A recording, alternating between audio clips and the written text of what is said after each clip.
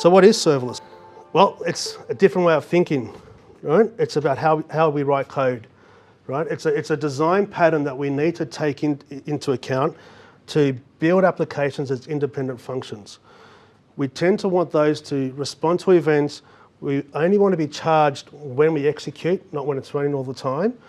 And they can scale, right? And they can scale automatically. And that's one of the huge benefits of serverless. And that's because you tend to develop in this design pattern so that functions are stateless. So what is it not?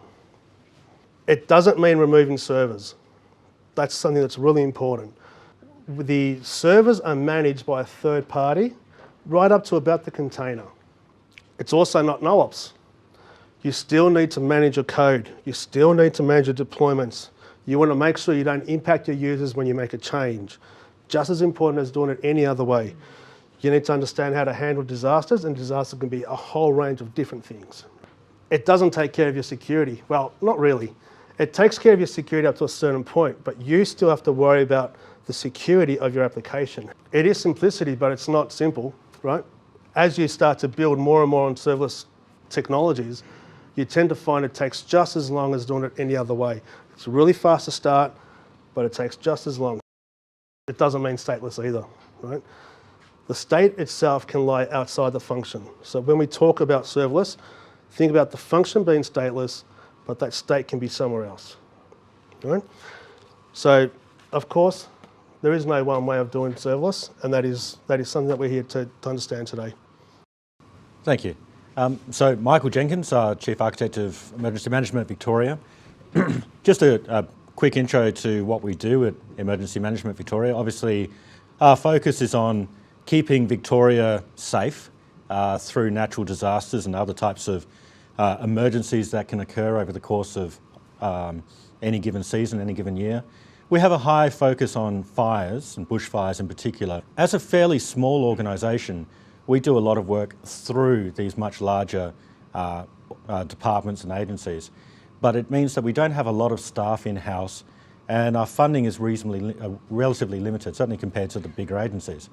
So we have to make our investment go a long way without compromising on the safety and the security and the quality of the systems that we deliver, which is generally quite a challenge. So we look to serverless specifically to remove a lot of the management of infrastructure that would typically be required in these major systems, but also to build systems that seamlessly scale up from 1 user to a million users and back down again, minimising our expenses during the times when the systems are needed, but also minimising the expenses during those other times when we don't need them. As you can imagine, emergency management is a very spiky sort of workload, if you like. Nothing's happening today. 30 minutes later, there could be, a major fire breakout, and suddenly you have 500,000 people who want information. So that spikiness of the workload means that we can't just run at 100% capacity all the time. It would cost a fortune and it'd be largely wasted. But we have to make sure that any system we introduce can quickly and effectively scale up to that million user level and then back down again quickly afterwards. We did our first production serverless system almost exactly 1 year ago when we released the new Vic Emergency website. Now the Vic Emergency website was replaced a previous version, a previous iteration of the site, which had a large number of server components. But what we did last year is we replaced all of that with, as much as possible, off-the-shelf, off the menu AWS components. So we threw away the database servers and used RDS. We threw away the web servers and used S3 and CloudFront. We threw away large chunks of this infrastructure that had to be designed, managed, maintained, patched, locked down, and tried to move as much as we could onto AWS native managed services. By and large, we've seen this as being not just a solution to reducing the management and operation effort for these systems, but also a way of dramatically increasing our flexibility with how we design and architect these solutions. We've been able to, with this type of serverless infrastructure, we've been able to try things at scale. rapidly retry or change their architecture, move from, for example, a queue to a stream to a what have you, very quickly and without having the legacy of infrastructure that needs to be maintained or adapted to each of these new architectural patterns. And that's been very, very powerful for us. The last thing I'll say about the serverless model is that a lot of people will look at this and say it's nothing new, and I'll agree with you. There's nothing new around a platform as a service. We've been doing this for many years now. What's new is having this flexibility of being able to draw on all of the services of Amazon without being cookie cut into an application that fits on this particular form of platform. We're effectively rolling a bespoke platform as a service using off-the-shelf services and yet being able to rely on the web scale design and tested performance of these components in this bespoke platform as a service. And that's been very powerful. We're an IoT consulting company, and we are about to launch our first public-facing platform called Connector. We keep finding the same set of problems. We keep finding that that our customers are building hardware, and we help them with the manufacturing, and we help them with the software, and we help them with the design. And then they get to the point where they say, so what do we do with the data? Where do we store it? And so we build them a miniature platform for them to collect all their data, and at that point we look at what scale they're going to have, and they say, well, we might be 1,000 devices, we might be 100,000 devices. And when a customer says that to us, we look at serverless and say, you know what, this gives us the ability to scale from small to large, and once you've decided, then we'll look at it again. In almost every case, we've taken the serverless infrastructure out eventually and replaced it with EC2 style services.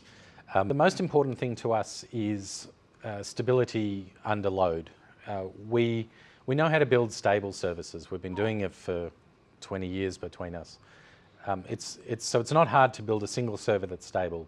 What's hard is to build a cluster of services that can support, you know, 1 million active devices at the same time, or 10 million active devices at the same time, and maintain stability across that.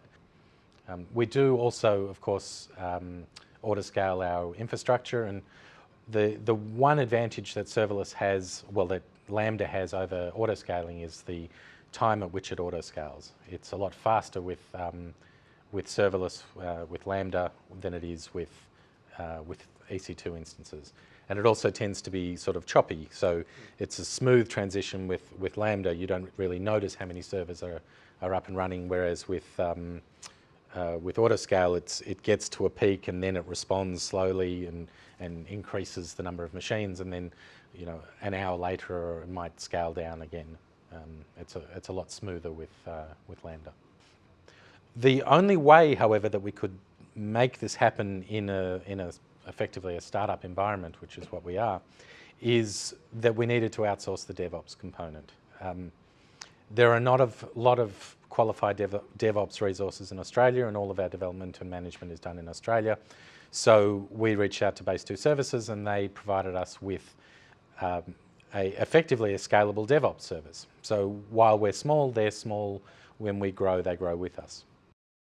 Erin Walker, the Technology Director at base2Services. Serverless for us really is about building a sort of streamlined process for our customers. A big focus of what we do now for our customers is on, you know, how do they build and deploy applications, right? So how do they do that in a way that, you know, lets them focus on what they should be focusing on, which is building their apps, right? So serverless for us has really been an enabler technology so that we can focus on, we don't have to run EC2 instances to, you know, to do, you know, automation tasks. You know, we can kind of, you know, leverage the sort of serverless platform and serverless technology, and really, you know, in this instance, we're really talking about Lambda and API Gateway to kind of provide those capabilities where, you know, traditionally that would have been done, you know, we would have spun up a bunch of EC2 instances and run some automation jobs on those, and, you know, be it scheduled tasks and those kinds of things. So that was the obvious right thing that we would, you know, we started using you know, sort of Lambda like from the very beginning, and we were doing all sorts of crazy things, you know, running, you know, when Lambda was only in a single region, and, you know, all those kinds of things, just to kind of take advantage of that, that technology. But really serverless is more of an experience, right? So if you can create an experience as a developer, I commit code, and that code is running, right? So that's the experience that they're expecting, right? So if I don't necessarily have to think about scaling, I don't necessarily think about how much memory or how much CPU I'm consuming, then I can, you can do that. And that's a big thing that we're sort of really focusing on and sort of helping customers in that space. Right? So I think the approach is to take that approach where just try it, right? The barrier is so low, and you end up with, you might end up with 95% of your app fits brilliantly into serverless, and there might be the small piece where you have to build some integration into some more traditional model, and that's the hybrid application. I think is where the balance will be. There'll be obvious things. You're building APIs, you're building all of those things. It just makes sense to do that. And I guess that's I guess my view is right now is just attempt to solve the problem. Because you might find that even though it doesn't seem like the right fit, you might find a good solution out of that, and that's for me the kind of focus of that.